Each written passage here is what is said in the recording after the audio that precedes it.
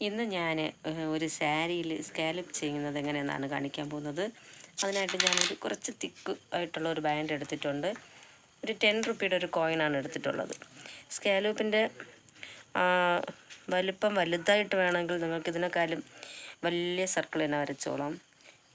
ഇതിനേക്കാളും ചെറുതായിട്ട് വേണമെങ്കിൽ ചെറിയ കോയിൻസ് വേണമെങ്കിൽ എടുക്കാം. എനിക്ക് ഇത് മതിയെന്ന് തോന്നിയതാണ് ഞാനിതെടുത്തത്.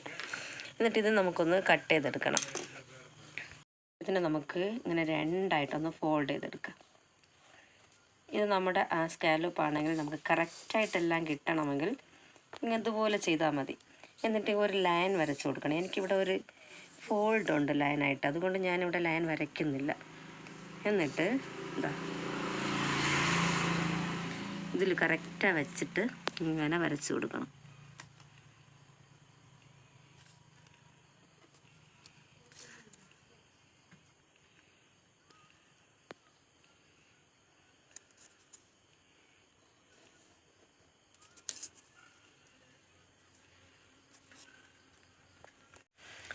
ഇനി ഇത് നമുക്കൊന്ന് സാരിയിലോട്ട് ട്രേസ് ചെയ്യണം.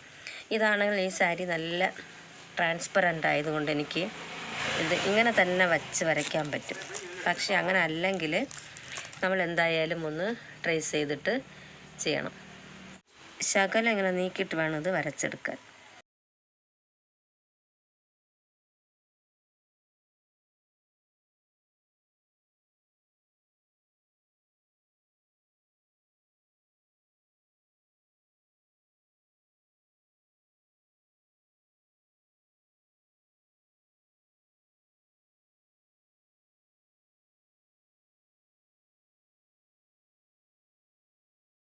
ഞാൻ ഇതേ കളർ നൂല് വെച്ചിട്ടാണ് സ്റ്റിച്ച് ചെയ്യുന്നത്. അതാണ് ഞാൻ ഇതേ കളറൊന്ന് ക്രയോൺസാണ് ഞാനിത് യൂസ് ചെയ്യുന്നത്. അപ്പോൾ നമുക്ക് ആവശ്യമായിട്ടുള്ള ബോർഡർ എല്ലാം ഞാൻ ഇതുപോലെ അങ്ങ് വരച്ച് കൊടുത്തിട്ടുണ്ട്. ഞാനിതിനായിട്ട് എടുത്തിട്ടുള്ളത് സിൽക്ക് ത്രെഡാണ്. ഇത് ഈ കളർ എടുത്തത് കൊണ്ടാണ് ഞാനിത് ഈ കളർ ക്രയോൺസ് ഇട്ടത് വരച്ച് കൊടുത്തത്. അപ്പോൾ 4 സ്ട്രാൻഡ്സ് നൂലാണ് എടുത്തിട്ടുള്ളത്. അപ്പം ഞാനിവിടെ ഇട്ട് കൊടുക്കുന്നത് ബ്ലാങ്കറ്റ് സ്റ്റിച്ചാണ്.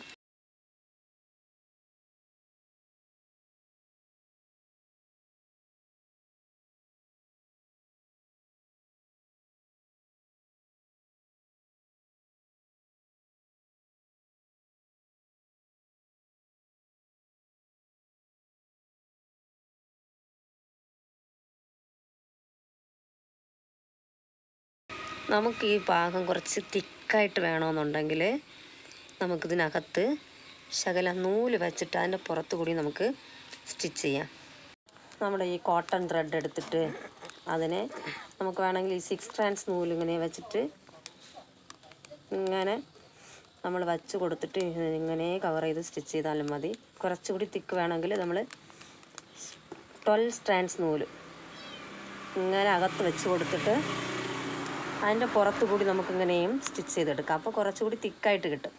ഞാനിവിടെ ഒന്നും തന്നെ വയ്ക്കുന്നില്ല, വെറുതെ സ്റ്റിച്ച് ചെയ്യുന്നു. ആ ത്രെഡ് വെച്ച് കൊടുത്ത് സ്റ്റിച്ച് ചെയ്താൽ കുറച്ചുകൂടി ഫിനിഷിംഗ് ആയിട്ട് കിട്ടും. അതായത് അകത്തുള്ള ക്ലോത്ത് പുറത്ത് കാണാൻ പറ്റത്തില്ല. ഫുള്ളും നമുക്ക് ഇതേ കളർ നൂല് മാത്രം അങ്ങനെ കാണാൻ പറ്റത്തുള്ളൂ. കുറച്ചുകൂടി ക്ലിയർ ആയിട്ട് നീറ്റായിട്ട് നമുക്കത് കിട്ടും.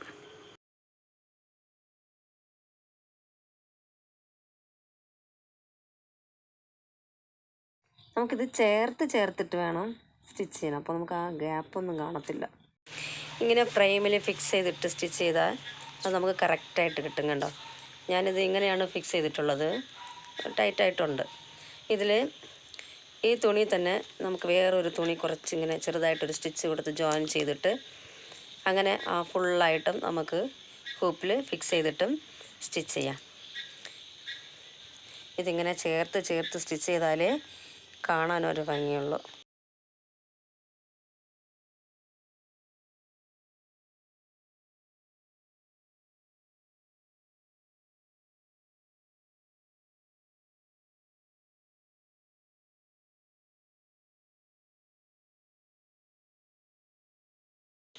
ഇത് ബ്ലാങ്കറ്റ് സ്റ്റിച്ച് യൂസ് ചെയ്തിട്ടാണ് സ്റ്റിച്ച് ചെയ്യുന്നത്. നമുക്ക് വേണമെങ്കിൽ ഇതിൽ ചെയിൻ സ്റ്റിച്ച് ഇട്ട് കൊടുക്കാം.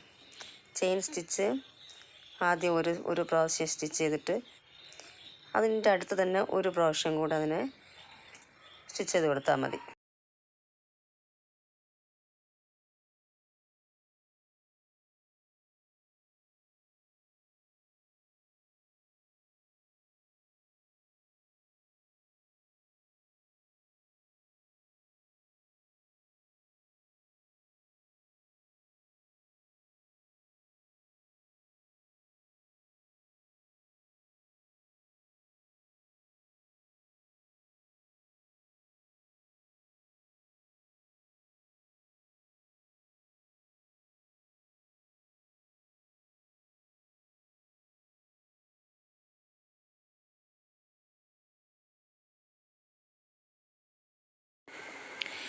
അപ്പോൾ ഞാനിത് ഫുള്ള് ഇങ്ങനെ സ്റ്റിച്ച് ചെയ്ത് കൊടുത്തിട്ടുണ്ട്. ഇനി നമ്മൾ സ്റ്റിച്ച് ചെയ്യാൻ പോകുന്നത് ഇതുപോലെയാണ്.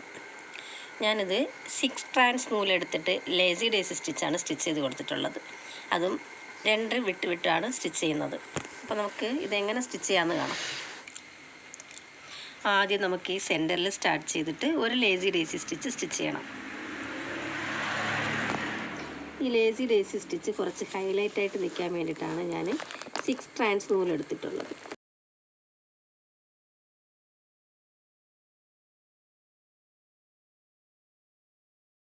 വീണ്ടും അതേ പ്ലേസിൽ തന്നെ തിരിച്ച് വരണം.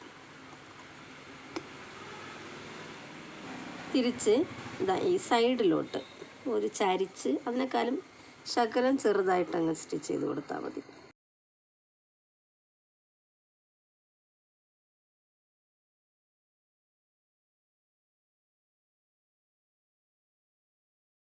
വീണ്ടും അതേ പ്ലേസിൽ തന്നെ തിരിച്ചു പോകണം. തിരിച്ച് ഈ സൈഡ് ഇതുപോലെ ഒരു ലേസി ഡേസി സ്റ്റിച്ച് ചെയ്യണം.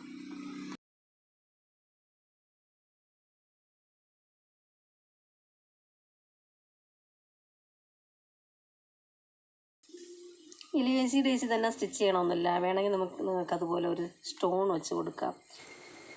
ഞാനിവിടെ 2 എണ്ണം വിട്ടാണ് സ്റ്റിച്ച് ചെയ്യുന്നത്. നിങ്ങൾക്ക് വേണമെങ്കിൽ ഓരോന്ന് വിട്ട് സ്റ്റിച്ച് ചെയ്യാം, അല്ലെങ്കിൽ ഓരോ പ്ലേസിലും സ്റ്റിച്ച് ചെയ്ത് കൊടുക്കാം. ഇവിടെ ഓരോ സ്റ്റോൺ ഒട്ടിക്കാം, അല്ലെങ്കിൽ വേറെ ഏത് സ്റ്റിച്ച് വേണമെങ്കിൽ നിങ്ങൾക്ക് ഇതുപോലെ സ്റ്റിച്ച് ചെയ്ത് കൊടുക്കാം.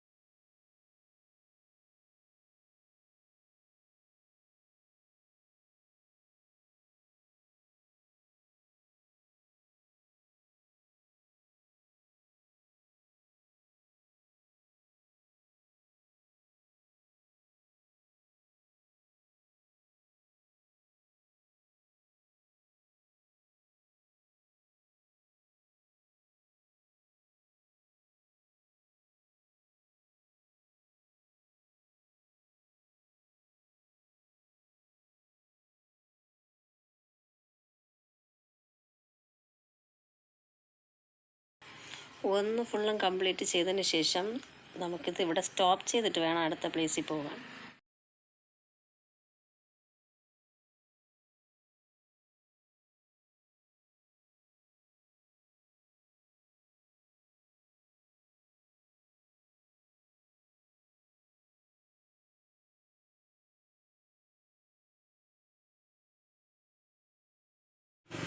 ഓക്കെ, ഞാനിപ്പോൾ അതുപോലെ ഫുള്ളും ലേസി ഡേസി സ്റ്റിച്ച് ചെയ്ത് കൊടുത്തിട്ടുണ്ട്. ഇനി ഈ സ്റ്റിച്ചിങ് ഒക്കെ ഒന്ന് സ്ട്രോങ് ആയിരിക്കാൻ വേണ്ടിയിട്ട് ഈ ഗ്ലൂ ഒന്ന് അപ്ലൈ ചെയ്ത് കൊടുക്കണം. ഇങ്ങനെ ചെയ്തിട്ട് കൈ കൊണ്ട് ഇങ്ങനെ ഒന്ന് തേച്ച് കൊടുത്താലും മതിയാവും.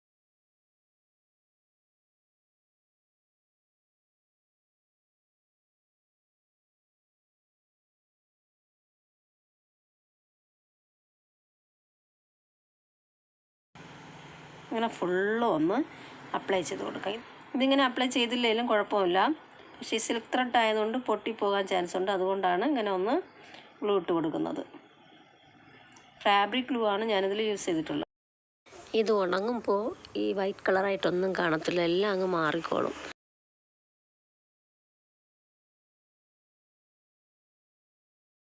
ഓക്കെ, ഇനി നമുക്കിതുപോലെ കട്ട് ചെയ്തെടുക്കാം.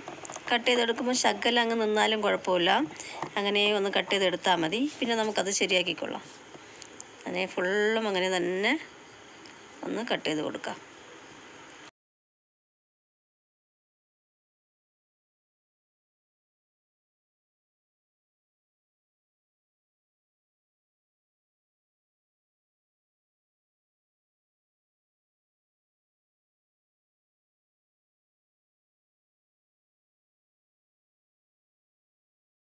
ഇതിങ്ങനെ എല്ലാം കട്ട് ചെയ്തതിന് ശേഷം കണ്ടോ, ഇതുപോലെ ചെറുതായിട്ട് ഈ നൂല് പിരിഞ്ഞു വരാൻ ചാൻസ് ഉണ്ട്. അതുകൊണ്ട് ഇതുപോലെ ഒരു തിരി എടുത്തിട്ട് ഇങ്ങനെ ശകലം ചെറുതായിട്ട് ഇങ്ങനെ ഒന്ന് കൊടുക്കണം.